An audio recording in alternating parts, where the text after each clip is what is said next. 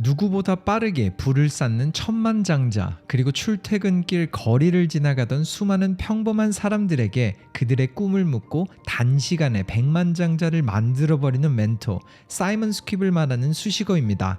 그는 이렇게 말했죠. 빠른 시간 안에 큰 돈을 벌고 또 부를 축적해 살고 싶은 인생을 사는 것, 불가능처럼 보이지만 누구나 가능합니다. 제가 겪었던 실수를 피해간다면 지금 이 영상을 보는 당신에게도 이뤄질 거예요.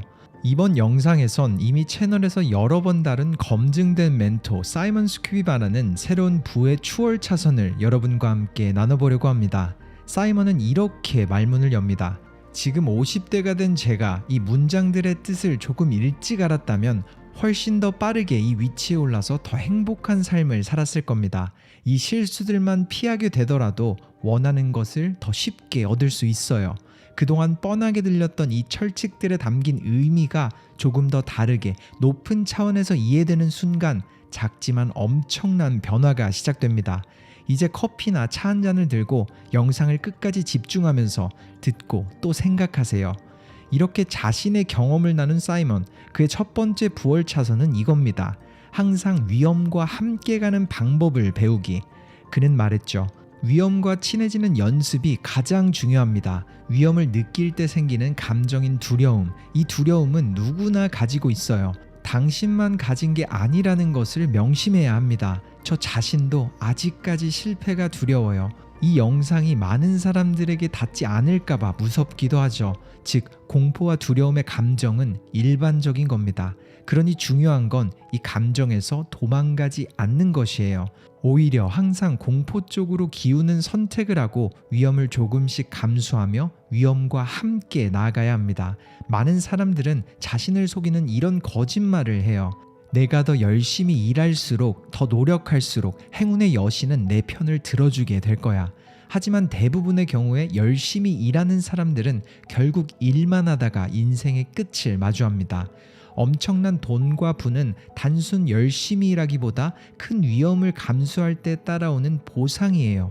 그러니 이렇게 생각해 보세요. 일주일에 딱 한 번만 위험한 도전을 연습해보자. 딱 1시간 동안만 나를 두렵게 하는 일 혹은 공포가 차오르는 일을 해보자. 이런 다짐을 하면서 위험과 함께 가는 연습을 하세요. 하루 18시간을 일해도 부를 쌓지 못한 사람들, 아마 여러분 주변에도 너무 많을 겁니다. 물론 열심히 하지 말라는 말은 아니지만 부의 열쇠는 위험과 함께 가는 마인드에 있습니다. 운은 열심히 하는 사람이 아니라 위험과 함께 가는 사람에게 찾아갑니다. 이런 사이먼의 조언처럼 실제로 두뇌는 더 많은 경험을 하는 신경회로에 더욱더 둔해지고 결국 내성을 가지게 되죠. 마치 근육처럼 점점 커지는 거예요. 그리고 그가 말한 두려움과 함께 가는 작은 도전은 심지어 지나가는 사람들에게 말을 걸어보는 것, 아니면 내가 무언가를 배우고 싶은 사람에게 이메일이나 메시지를 하나 보내보는 것도 포함됩니다. 그리고 이렇게 위험을 감수하는 게 단순 열심히보다 더 큰 변화를 만드는 연습이 되죠. 사이먼의 두 번째 부의 추월 차선, 비용은 낮추고 성공을 다르게 정의하라. 사이먼은 비교하는 사회 속 가장 큰 문제를 지적합니다. 가장 중요한 포인트부터 말하자면 당신에게 더 좋은 차와 넓은 집은 필요하지 않습니다. 그럼에도 사람들은 자신의 성공을 증명하기 위해 굳이 필요하지 않은 부채들을 끌어들이곤 하죠. 소유물은 성공의 정의가 될 수 없어요. 남들은 당신이 가진 그 차를 가지고 싶어 하지 몇 일 후면 당신의 존재를 잊게 될 테니까요. 제프 베조스는 아마존 초창기에 1조 자산가가 되는 성공을 이뤘지만 12년 된 혼다의 중고차를 몰고 다녔습니다. 소유물로 성공을 증명하는 것은 수백 조를 가진 뒤에 해도 늦지 않아요. 그리고 실제로 많은 조 단위 자산가들은 초반이 아닌 이루고서 즐깁니다. 즉, 새로운 성공의 정의가 필요해요. 좋아하는 일을 하면서 돈까지 버는 것, 혹은 내가 하는 일에 대한 만족도, 이렇게 정의를 바꿔보세요. 저도 친구의 집 소파에서 먹고 자며 시작했습니다. 남에게 성공을 보여주려고 하지 말고 그들이 느낄 수 있도록 행동하세요.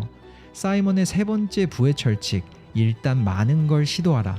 물론 이 부분을 들었을 때 많은 분들은 고개를 갸우뚱하실 겁니다. 한 우물만 파서 성공하기도 힘들다는데 여러 가지를 시도하라는 말이야? 그는 이런 답변을 내놨습니다. 현실적으로 접근해 보자면 대부분의 사람들은 자신을 모릅니다. 어떤 일을 좋아하고 또 잘하는지를 모르죠. 그러니 일단 시도를 해봐야 합니다. 제 첫 비즈니스는 잔디 깎는 사업이었는데 옆 동네에 모르는 집 문을 두드리고선 물었죠. 제가 조경관리 사업을 하는데 혹시 잔디를 관리하는 서비스가 필요하신가요? 그리고 저에게 온 대답은 예스였습니다. 그 당시 저는 장비를 사지도 않은 상태였죠. 그렇게 이미 많은 고객을 확보한 후에 장비를 사고 사업을 시작하게 됐어요. 그리고 머지않아서 제가 그 일을 좋아하지 않는다는 걸 깨달았죠. 그래서 저 대신 조경 관리를 해줄 사람을 고용했고 제 자신이 좋아하는 일은 문을 두드리며 세일과 영업을 하는 걸 좋아한다는 걸 찾았습니다. 하지만 시도하지 않았으면 전혀 몰랐을 거예요. 즉, 때론 내가 뭘 좋아할지 모르니까 돈을 쓰는 게 아니라 시도를 먼저 해보세요. 때로 돈은 투자가 아니라 시도를 할 때 쏟아집니다. 이 부분에 대해서 사이먼은 또 다른 중요한 부분을 남기기도 했습니다. 만약 누군가를 찾아가서 영업을 시도했는데 문전박대를 당한 후 나와는 맞지 않는다고 판단하지 말고 계속 도전해서 처음으로 판매를 이룰 때까지는 그 시도를 이어가 보라고 말했죠. 때론 단 한 번의 성공 경험이 엄청난 변화를 만드니까요. 불을 거머쥐는 네 번째 추월차선 힌트.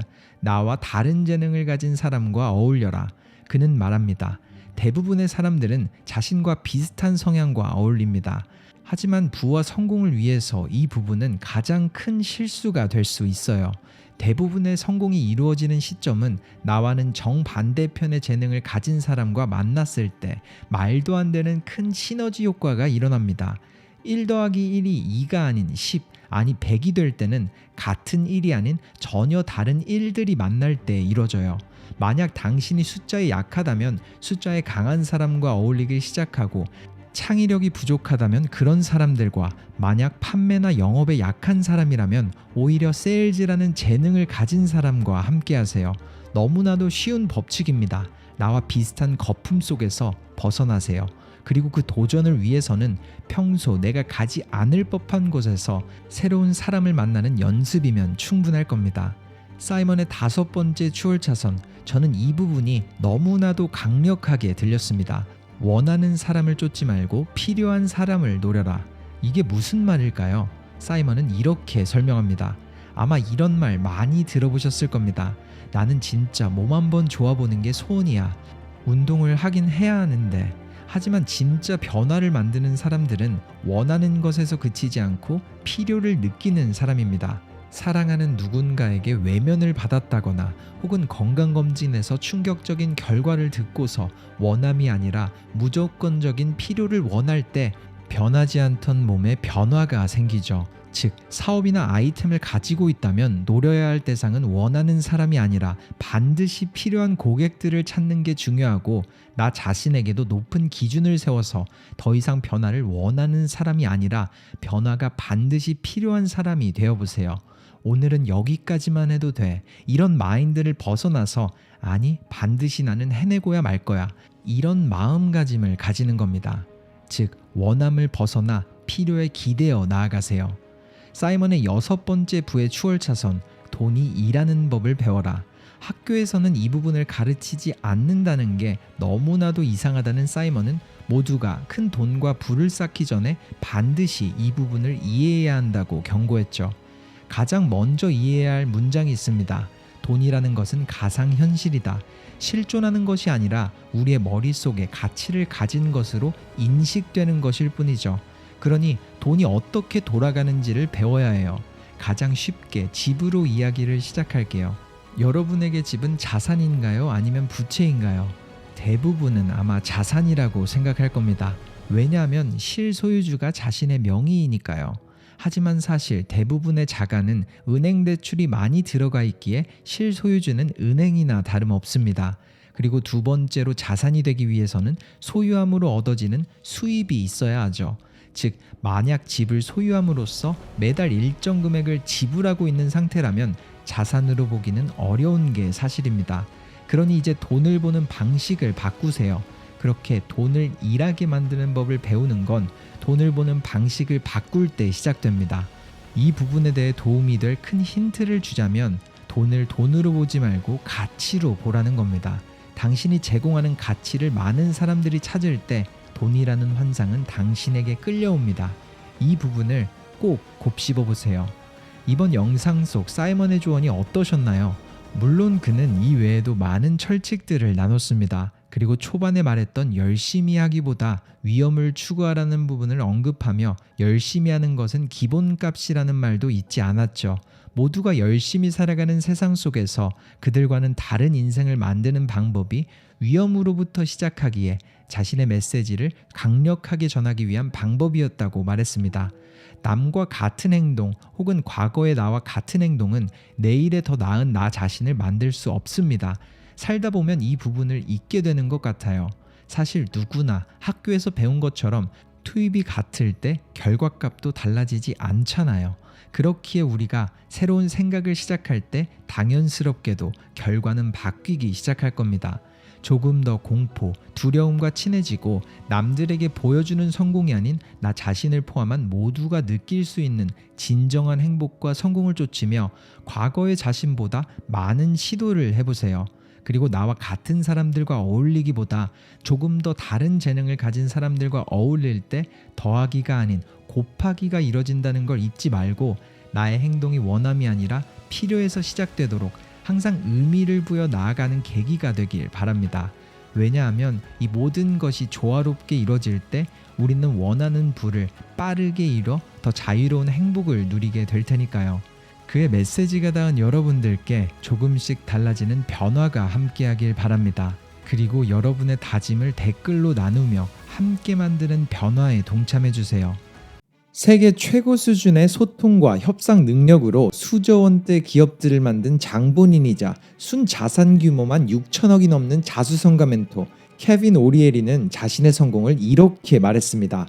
당신이 사업을 하지 않더라도 인생 전체가 소통이자 협상이다.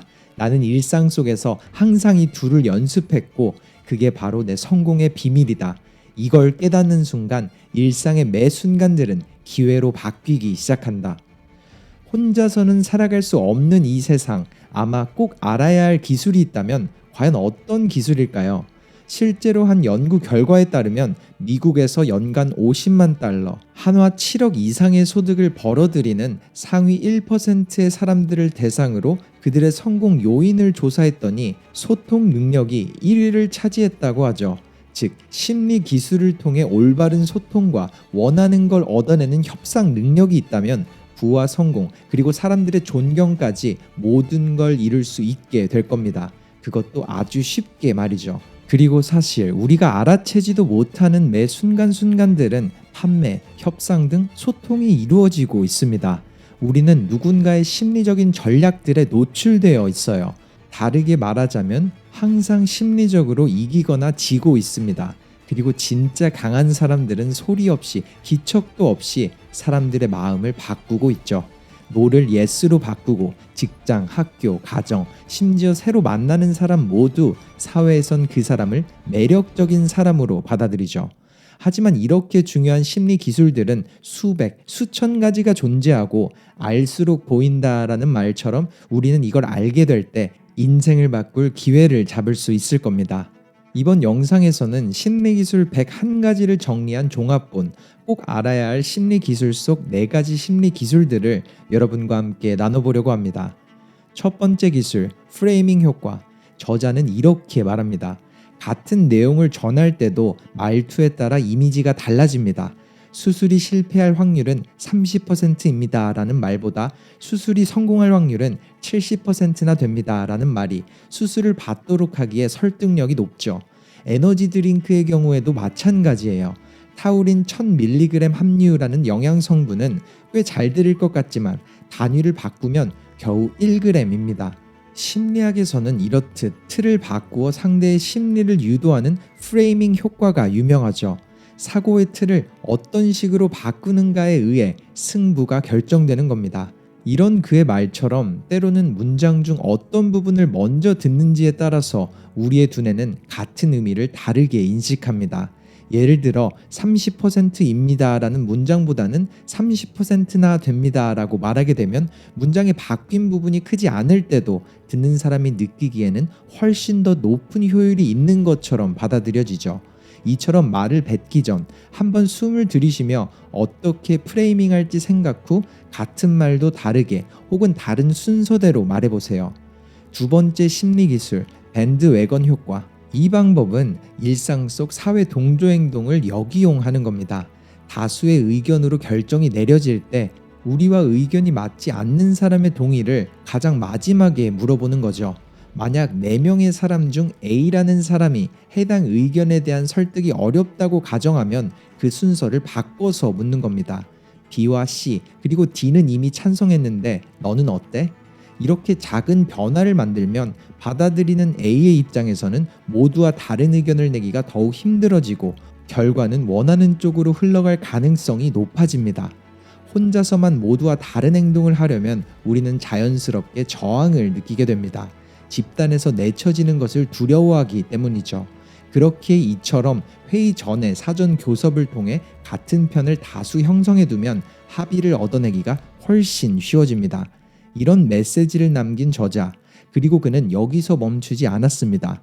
만약 그 협상의 장소가 회의실이고 내 의견에 동의해주는 사람이 단 한 명밖에 없는 경우라면 그 사람을 자신의 정면에 앉도록 부탁하라고 했죠. 그리고 내 의견에 뒤이어 찬성한다는 말을 정면에 앉은 동조자가 하게 되면 회의의 주도권을 가져올 수 있는 기회가 커지고 반대 의견을 가진 사람들이 내 의견을 치고 들어오는 걸 줄일 수 있다고 합니다. 이 방법은 미국의 심리학자 스틴저가 실험을 통해 정립한 회의의 법칙 스틴저 효과에 기초한 방법론으로서 우리가 무의식적으로 보이는 패턴을 이용한 것이죠. 물론 이와 반대로 다수의 지지를 싫어하고 개성적인 것을 선호하는 스놉 효과도 있습니다. 그렇기에 나와 반대 의견을 가진 상대가 어떤 성향을 가졌는지 가늠 후 묻는 순서와 자리를 바꿔가며 원하는 설득의 결과를 만들어 보세요. 세 번째 심리 기술, 자이가르닉 효과. 이 효과는 개인적으로 제가 들었던 수백만 원짜리 세일즈 트레이닝에서도 중요하게 언급됐던 부분입니다.